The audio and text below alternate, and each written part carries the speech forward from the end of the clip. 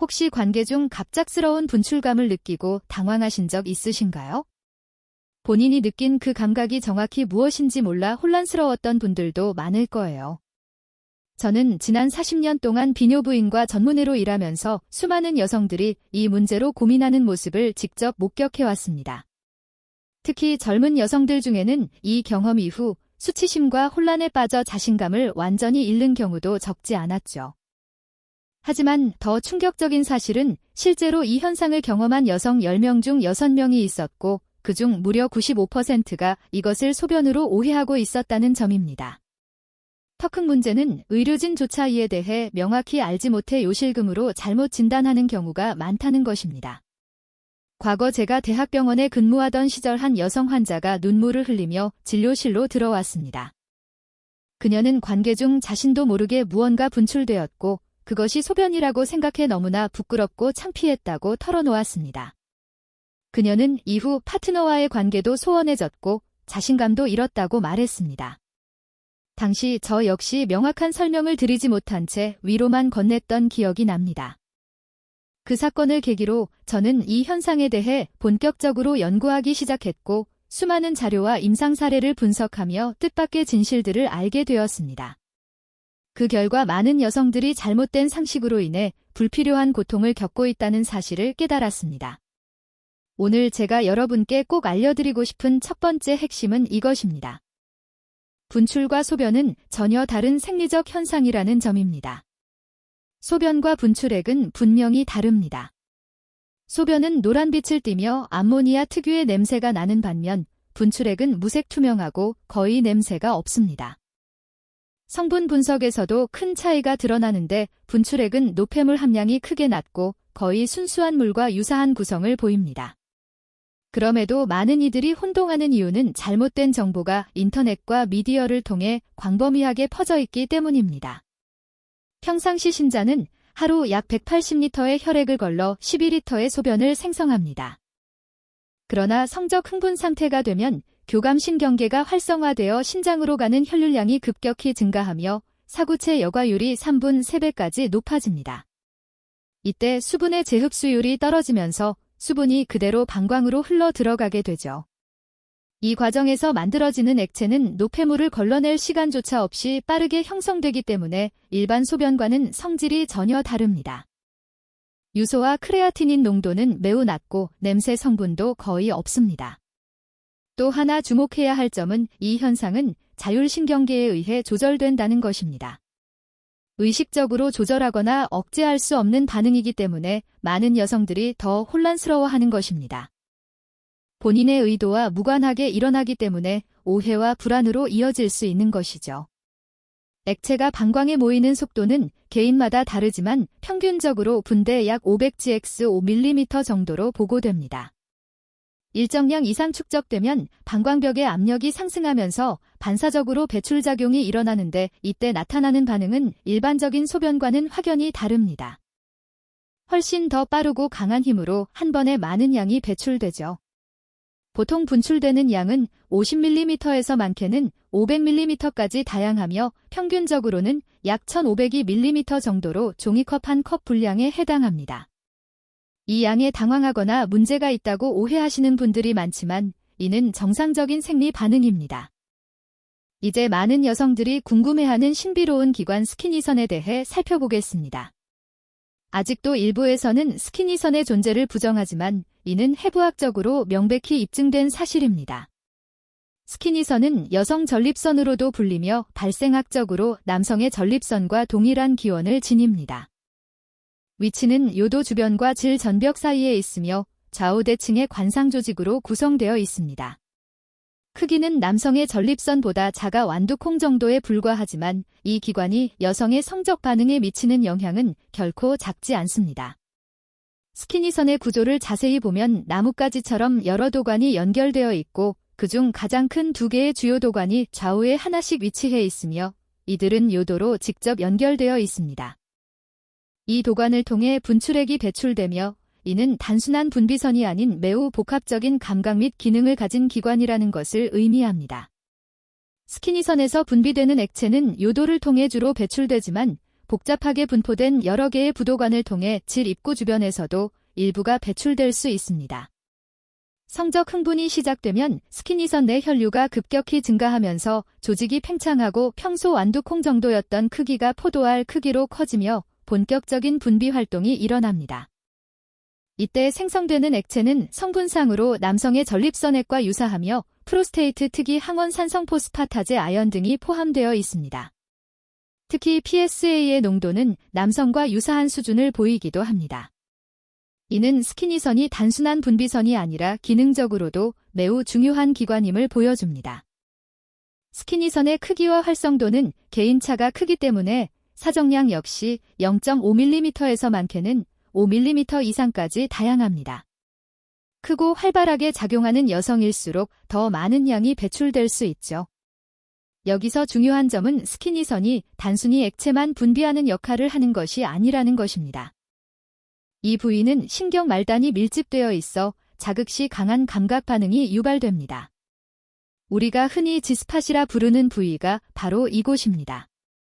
즉, 스키니선의 자극은 액체 분비와 동시에 쾌감을 함께 유발할 수 있는 이중 반응을 이끌어냅니다. 이제 실제로 어떤 조건에서 이러한 분출이 발생하는지 단계적으로 살펴보겠습니다. 반복되는 내용 같아 보일 수 있지만 이 생리적 과정을 정확히 이해해야만 올바른 접근이 가능하기 때문에 세심하게 설명드리겠습니다. 분출의 첫 번째 조건은 단순한 자극이 아닌 뇌에서의 심리적 각성이 전제되어야 합니다. 이때 시상하부에서는 옥시토신과 파수프레신이 분비되며 감정적 연결과 수분 조절을 동시에 촉진하죠. 이어서 교감신경이 활성화되며 심박수와 혈압이 크게 상승하고 신장으로의 혈류도 2대 3배 증가합니다. 세 번째 단계에서는 한이뇨 호르몬의 분비가 억제되어 신장에서 수분 재입수가 급감하고 프로락틴과 성장 호르몬은 증가하여 성적 만족과 혈류 개선을 돕습니다. 네 번째 단계에서는 사구체 역화율이 비정상적으로 상승하며 역할은 수분 중 약 30%가 방광으로 직접 유입되어 분출의 기반이 형성됩니다. 다섯 번째 단계에선 방광목과 요도주의 근육들이 이완되고 골반저의 긴장도가 낮아져 압력 축적이 쉬워지며 강한 수축 시 강력한 분출이 가능해집니다. 여섯 번째이자 마지막 단계에서는 척수와 뇌간의 신경계가 통합적으로 작동하여 전 과정이 자동으로 이어지게 되며 이 시점에서는 의식적인 통제가 거의 불가능합니다. 이 모든 생리학적 변화는 개인마다 속도와 강도가 달라서 어떤 사람은 5에서 10분 또 어떤 사람은 1시간 가까이 걸리기도 하죠. 나이, 호르몬 상태, 스트레스 등 복합 요인이 작용합니다. 다음으로는 해부학적 자극 지점에 대해 다뤄보겠습니다. 핵심 부위는 방광경부로 방광과 요도가 만나는 지점에 약 12cm 아래쪽에 있으며 질입구에서 손가락으로 약 34cm 위치에 해당합니다. 이 부위는 감각신경이 집중되어 있어 정확한 자극 시 반사작용이 즉각적으로 일어납니다. 중요한 건 깊이보다 각도입니다. 수직 삽입이 아닌 패곡 방향으로 30도에서 45도 기울기로 자극해야 제대로 된 압력이 가해집니다. 방광경부 주변에는 골반신경, 하복신경, 음부신경이 밀집되어 있어 이들이 자극을 받으면 방광매압이 급격히 상승하고 자율적인 수축 반응이 유도됩니다. 분출은 불수의적 반응이라는 점을 반드시 이해해야 합니다. 즉, 소변처럼 스스로 조절할 수 있는 것이 아니라 신경계의 자동 반응에 의해 발생하는 현상입니다. 자극의 강도는 너무 약하면 효과가 없고 지나치게 강하면 통증만 유발하므로 주의가 필요합니다. 일반적으로 손끝에 약한 압박감을 느낄 정도가 적당하며 최소 10초 이상 자극을 유지해야 충분한 신경 반응이 유도됩니다. 스키니선과 방광경부 사이에는 미세한 신경만이 연결되어 있어 동시에 자극하면 상호 반응이 증폭됩니다. 단순한 압박보다는 원을 그리거나 진동을 주는 식의 부드러운 움직임이 훨씬 효과적입니다. 하지만 해부학적 구조는 개인차가 크기 때문에 정확한 위치와 각도는 직접 탐색해야 합니다. 어떤 사람은 3cm 지점이 민감하고 어떤 사람은 5에서 6cm 부위가 더 효과적일 수 있으며 각도 역시 20도에서 60도 사이로 다양합니다. 따라서 정형화된 접근보다는 세심한 소통과 관찰이 필수입니다. 윤활 상태 역시 매우 중요합니다. 건조한 상태에서는 마찰로 인해 상처나 염증이 발생할 수 있어 자연 분비물이 부족할 경우에는 안전한 윤활제를 반드시 사용해야 합니다. 이 모든 과정은 서두르지 않고 충분한 정서적 준비와 상대의 반응을 살피며 천천히 진행해야 합니다. 가장 실용적인 팁으로는 손가락의 위치와 각도를 올바르게 잡는 것이 핵심입니다. 검지나 중지를 사용하되 손바닥이 위로 향하도록 해야 합니다. 많은 이들이 손등이 위로 가는 실수를 범해 원하는 부위에 도달하지 못합니다. 자극의 세기는 스마트폰 화면을 가볍게 누를 때 정도가 적절하며 너무 강한 압력은 오히려 반작용을 일으킬 수 있습니다. 또한 리듬도 중요한 요소입니다. 심장박동처럼 3에서 5초 간격으로 눌렀다 풀기를 반복하는 규칙적인 패턴이 가장 이상적입니다. 이 리듬을 몸에 익히기까지는 시간이 걸릴 수 있지만 일정한 템포로 연습하다 보면 점차 자연스럽게 터득할 수 있습니다. 분출을 경험하기 위한 가장 이상적인 자세는 무릎을 가슴 쪽으로 당긴 누운 자세입니다. 이때 골반이 자연스럽게 기울어지며 내부 구조에 더 쉽게 접근할 수 있고 자극이 보다 정확하게 전달됩니다. 호흡 또한 핵심 요소입니다. 얕은 호흡은 긴장을 높여 방해가 되므로 복식 호흡을 통해 몸과 마음을 깊이 이완시켜야 자연스러운 반응을 유도할 수 있습니다. 성급률을 높이기 위해선 무엇보다 시간과 인내가 중요합니다. 평균적으로 15월 30분 경우에 따라 1시간 이상이 걸릴 수 있으므로 서두르지 않는 자세가 필요합니다. 분출이 가까워지면 특정한 전조 신호가 나타납니다. 먼저 하복부에 묵직한 압박감이 생기고 골반 전체로 퍼져나갑니다. 이어서 질 내부에서 박동처럼 맥이 뛰는 듯한 떨림이 시작되고 온몸의 온도가 급격히 상승하면서 소름 돋는 듯한 전율이 올라옵니다. 이 순간 시간 감각이 왜곡되며 현실감이 일시적으로 희미해지기도 합니다. 실제 분출이 시작되면 강한 해방감이 먼저 찾아옵니다. 마치 참았던 무언가가 시원하게 풀리는 듯한 느낌이죠. 동시에 제어할 수 없는 반응에 대한 당혹감도 함께 밀려올 수 있습니다. 하지만 이어지는 만족감과 성취감은 매우 깊고 잊을 수 없는 감정으로 남게 됩니다. 이 감각은 일반적인 오르가즘과는 다른 종류로 강렬하기보다는 온몸을 감싸는 따뜻하고 지속적인 평온함에 가깝습니다. 분출 후 회복 과정 역시 특별합니다. 극도의 이완 상태가 30분에서 1시간가량 지속되며 마치 명상에 잠긴 듯한 평화로운 감정을 느끼게 됩니다. 이 시기는 감정적으로도 중요한 변화를 가져오며 자신의 몸에 대한 긍정적인 인식과 파트너와의 친밀함이 깊어지는 계기가 되기도 합니다. 분출은 단순한 신체 반응이 아닌 정서적 해방과 심리적 성장으로 이어지는 특별한 경험이 될 수 있습니다. 이 경험은 단발성으로 끝나지 않습니다. 한번 성공하고 나면 반복이 훨씬 쉬워지고 시간이 지날수록 감각은 더욱 깊어지고 강렬해집니다. 보통 3, 4, 5회 정도 연습하면 언제든지 원하는 때에 이 경험을 다시 할 수 있게 되죠. 하지만 이 모든 과정은 강요되어서는 안 되며 편안하고 자연스러운 분위기 속에서만 진정한 의미를 가질 수 있습니다. 인천 연수구에 거주하는 36세 황미영 씨는 결혼 8년 차에 처음 상담을 받았습니다. 남편과의 관계에서 채워지지 않는 공허함을 느끼며 눈물 섞인 고백을 전했죠. 분출에 대한 정보를 알게 된 후 직접 확인하고 싶어 찾아온 그녀는 첫 상담에서 기본 구조와 연습법을 배운 뒤 2주 후에 다시 찾아왔고 표정은 완전히 달라져 있었습니다. 처음 경험한 분출의 양에 놀랐지만 그것보다 더 큰 변화는 심리적인 자신감의 회복이었습니다. 이후 남편과의 관계도 훨씬 긍정적으로 바뀌었고 반년 후에는 삶 전체의 질이 이전보다 훨씬 향상되었다고 전했습니다. 경기 성남시에 사는 28세 안소희 씨는 미혼이었지만 자기 몸에 대한 호기심으로 상담을 찾았습니다. 첫 시도는 실패로 끝났지만 포기하지 않고 시도한 결과 세 번째에서 성공을 경험했습니다. 그 경험은 자신의 성적 정체성을 더욱 분명히 인식하게 해주었고 이후 연인과의 관계에서도 더 자연스럽고 편안한 태도를 취할 수 있었다고 했습니다. 전북 전주시에 사는 42세 이현주 씨는 갱년기 초기에 접어들며 성욕 감소와 우울감을 호소하던 분이었습니다. 처음엔 나이 때문에 불가능할 것이라 걱정했지만 몇 차례의 연습 끝에 성공적인 결과를 얻었습니다. 그 경험은 단순한 신체적 변화뿐 아니라 정서적 자존감 회복에도 큰 영향을 주었고 갱년기 증상도 현저히 완화되었습니다. 충북 청주시의 25세 김다은 씨는 파트너와 함께 상담을 받으러 온 사례입니다. 두 사람 모두 이 분야에 대한 지식이 없었지만 서로를 위한 배우려는 자세로 임했으며 단계별 연습을 통해 큰 성과를 얻었습니다. 특히 파트너의 이해와 협조가 성공의 핵심이었다고 전했습니다.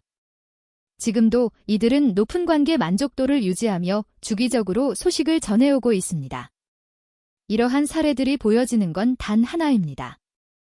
분출은 개인의 몸과 감정에 대한 이해를 깊게 하고 관계의 질을 끌어올릴 수 있는 특별한 경험이란 것입니다. 다음은 제가 의료인으로서 전하고 싶은 가장 핵심적인 조언들입니다. 강연은 절대 금물입니다. 분출은 오직 자연스럽고 편안한 상태에서만 일어날 수 있는 섬세한 생리 현상입니다. 상대방이 원하지 않는다면 그 어떤 시도도 억지로 이루어져서는 안 됩니다. 진정한 의미의 경험은 상호 존중과 이해 위에서만 가능하다는 점을 잊지 마세요. 두 번째로 중요한 건 모든 사람이 같은 결과를 경험할 수는 없다는 사실입니다. 개인의 해부학적 구조, 호르몬 상태, 심리적 준비 정도에 따라 차이가 생기는 것은 자연스러운 일입니다. 여러 차례 시도했음에도 원하는 결과를 얻지 못했다면 그것 역시 정상입니다. 자신을 탓하거나 낙담할 필요는 없습니다. 세 번째는 위생과 안전입니다. 손톱은 깔끔하게 다듬고 자극 전에는 충분한 윤활을 꼭 준비해야 합니다. 과도한 압박이나 반복은 상처나 염증을 유발할 수 있으므로 부드럽고 신중한 접근이 중요합니다. 네 번째는 소통입니다. 파트너와의 솔직한 대화는 필수입니다. 편안함과 불편함, 기대감과 우려를 숨김없이 나누는 것 자체가 두 사람 사이를 더욱 깊고 단단하게 만들어줄 것입니다. 다섯 번째는 과장된 환상에서 벗어나는 것입니다. 인터넷이나 영상에서 접하는 화려한 연출은 현실과는 거리가 있습니다. 실제 경험은 훨씬 조용하고 개별적이며 감정적인 측면이 더 큽니다. 외형적인 효과보다는 진심 어린 교감에 집중하는 것이 더 소중합니다. 여섯 번째는 끊임없는 탐구와 성장을 이어가는 자세입니다. 한 번의 성공이 끝이 아닙니다. 서로에 대한 이해와 몸의 변화를 함께 나누는 과정이 더 중요합니다. 나이가 들어감에 따라 새로운 방법이나 접근이 필요할 수도 있음을 받아들이세요. 일곱 번째는 전문가의 도움을 두려워하지 말라는 것입니다. 개인적으로 해결이 어려운 고민이 있다면 혼자 감당하지 마시고 전문의와 상담하세요. 건강한 성은 삶의 질을 좌우하는 핵심적인 부분입니다. 부끄러워할 필요는 없습니다. 여덟 번째는 나이에 제한이 없다는 확신입니다. 20대든 50대든 어떤 연령대든 새로운 감각을 경험하고 삶의 활력을 되찾을 수 있습니다. 갱년기나 노화는 장애물이 아니라 오히려 더 깊고 안정적인 관계를 위한 새로운 기회일 수 있습니다. 그리고 마지막 가장 본질적인 조언입니다. 분출이라는 현상 그 자체가 목표가 되어서는 안 됩니다. 이 모든 과정은 서로를 더 깊이 이해하고 사랑하기 위한 하나의 수단일 뿐입니다. 신체적 경험을 넘어 정서적 연결을 강화하는 계기로 삼아주세요. 저는 40년 동안 수많은 환자들을 만나며 진정으로 만족스러운 삶은 건강한 성생활과 깊이 연결되어 있다는 사실을 확인해 왔습니다. 오늘 전해드린 정보가 여러분의 삶에 작은 희망이나 도움이 되었기를 진심으로 바랍니다. 내용이 유익하셨다면 구독과 좋아요 그리고 필요한 분들과의 공유도 부탁드립니다. 궁금한 점이나 나누고 싶은 경험이 있다면 언제든 댓글로 남겨주세요. 최대한 성실히 답변 드리겠습니다.